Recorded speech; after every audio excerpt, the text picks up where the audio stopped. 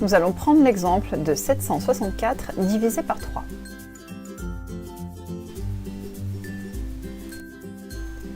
« 764, c'est 7 centaines, 6 dizaines et 4 unités. Nous allons partager les 764 unités en 3 parts égales. Les 3 parts égales sont représentées par les 3 surfaces jaunes. Nous allons poser la division sur une potence. 764 divisé par 3. Le résultat sera écrit en dessous du 3. 764 est le dividende, 3 s'appelle le diviseur.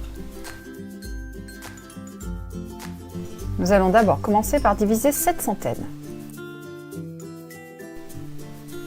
7 divisé par 3, nous avons besoin de la table de 3. 7 n'étant pas dans cette table, je vais me rapprocher le plus possible de 7. Je ne peux partager que 6 en 3, puisque 3 fois 2 égale 6. 3 fois 2 centaines est égal à 6 centaines. J'ai distribué les 6 centaines entre les 3 parts. 7 centaines moins 6 centaines, il me reste une centaine qui n'a pas été distribuée. C'est la centaine qui est là-haut dans le matériel de numération. Je peux aussi casser cette centaine qui représente 10 dizaines. Il me reste donc 16 dizaines à distribuer. Je descends le 6 pour le mettre à côté du 1. Dans 16 dizaines, combien de fois 3 ?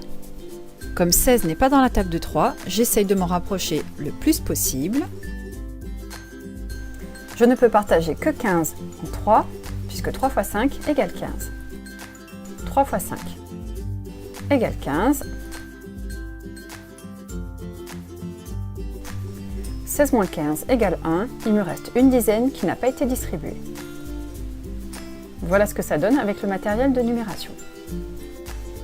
Il me reste une dizaine qui n'a pas été distribuée, ainsi que 4 unités. J'abaisse le 4 pour le mettre à côté du 1.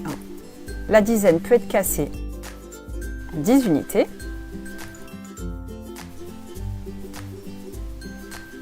Dans 14, combien de fois 3 ? Je vais voir dans la table de 3 pour essayer de me rapprocher le plus possible de 14. 14 n'est pas dans la table de 3. Par contre, je vois que je peux partager 12 en 3. 3 fois 4 égale 12.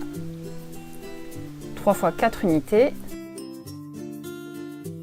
égale 12 unités. J'avais 14 unités, j'en ai distribué 12. Il m'en reste 2. Voilà ce que ça donne avec le matériel de numération. Le résultat de la division est 254. On appelle ce nombre le quotient. On retrouve cette quantité dans chacune des parts. Il reste 2 unités qui n'ont pas été distribuées. C'est le 2 que je retrouve ici. Donc 764 divisé par 3 est égal à 254 et il reste 2 unités.